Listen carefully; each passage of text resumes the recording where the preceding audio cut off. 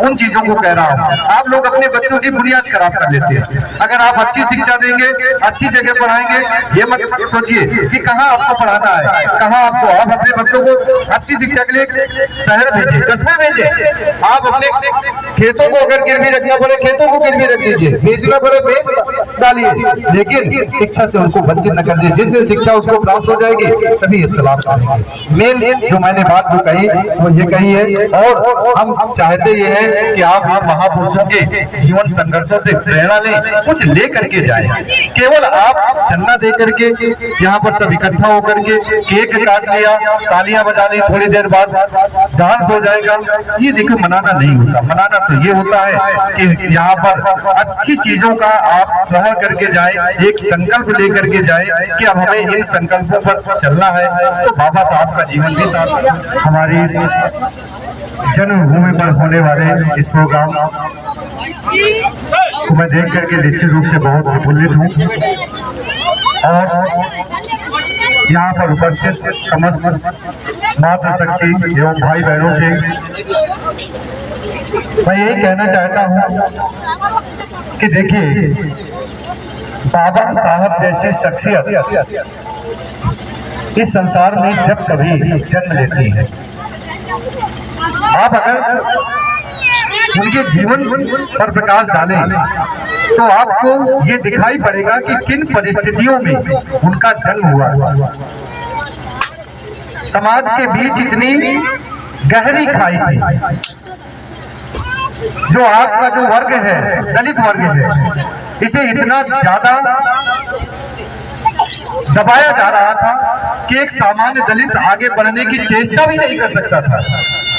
और उन परिस्थितियों में वो संघर्ष करते हुए आगे बढ़े, और इतना आगे बढ़े कि आज भी स्वतंत्र भारत में उनके बराबर डिग्री लेने वाला व्यक्ति नहीं हुआ। बड़ी आश्चर्य की बात है कि वो व्यक्ति उस जमाने का इतना पढ़ा लिखा था, और आज जब हमारे पास सारे संसाधन है तब भी हम उनकी बराबरी नहीं कर पा रहे शिक्षा में। तो विपरीत परिस्थिति में यदि व्यक्ति ठान ले कि मुझे आगे बढ़ना है तो उसका रास्ता कोई रोक नहीं सकता। आप लोग भी यहाँ आए हैं, बाबा साहब का जन्म दिवस मना रहे हैं, तो एक प्रेरणा लेकर के जाएं। जन्म दिवस मनाने का कोई उद्देश्य होना चाहिए। ये क्यों मनाया जाता है? ये इसलिए मनाया जाता है कि जो बाबा साहब ने हमें शिक्षाएं दी हैं, जिन रास्तों पर हमें चलना सिखाया है, उनके जीवन से हम प्रेरणा लें। कैसी विपरीत परिस्थिति में उन्होंने इतनी सारी डिग्रियां अर्जित की। आप लोग, हम देखते हैं कि आप लोगों का जो समाज है, सबसे ज्यादा अगर कहीं गड़बड़ है तो वो गड़बड़ी कहाँ है? शिक्षा के क्षेत्र में सबसे ज्यादा अगर गड़बड़ी है। आप दिन भर में, मैं देखता हूँ दिन भर में कम से कम 25-30 रुपए की पुड़िया खा जाएगा। मेहनत मजदूरी करने के बाद जो पैसा मिलेगा उसकी दारू पी जाएंगे। लेकिन बच्चों को पढ़ाने के नाम पर आपको केवल एक चीज दिखाई देती है, वो सरकारी विद्यालय, जहाँ किताबें फ्री है, ड्रेस फ्री है, सब कुछ फ्री है, लेकिन शिक्षा आपको नहीं मिलती। और जब तक शिक्षा नहीं है तब तक आपके विकास के दरवाजे कभी खुल नहीं सकते हैं। ये ठान लीजिए। बाबा साहब को किसी ने सम्मान नहीं दिया। बाबा साहब के अंदर जो विद्वता थी उसका लोगों ने सम्मान दिया।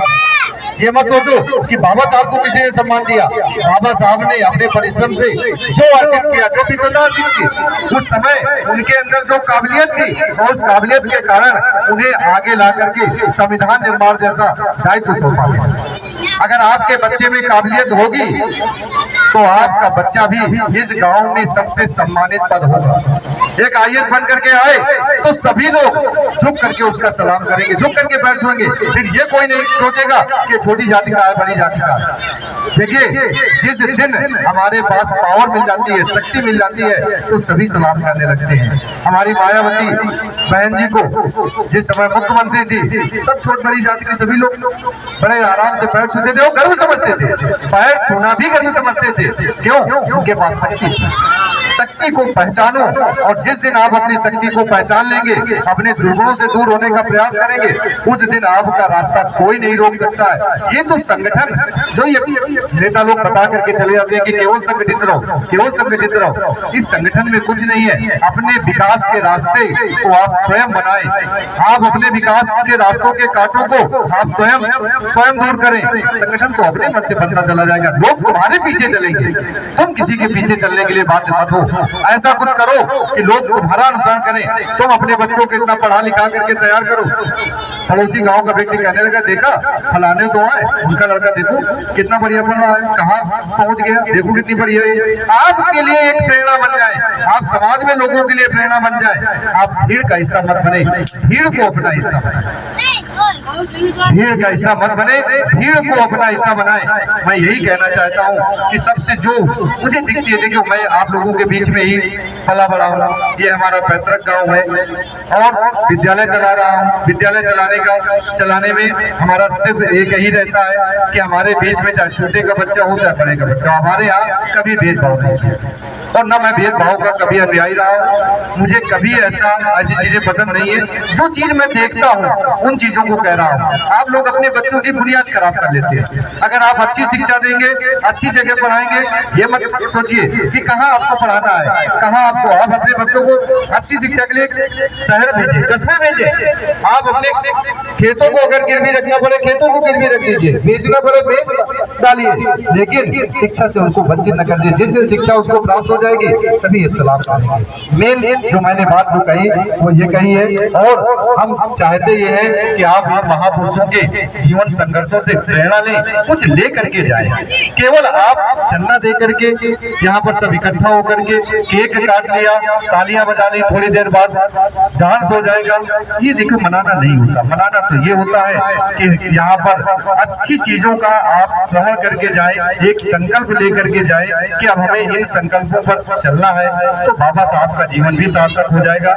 इसी के साथ मैं अपनी वाणी को विराम देता हूँ और सभी से कहता हूँ, एक बार सभी लोग बोलेंगे जय हिंद।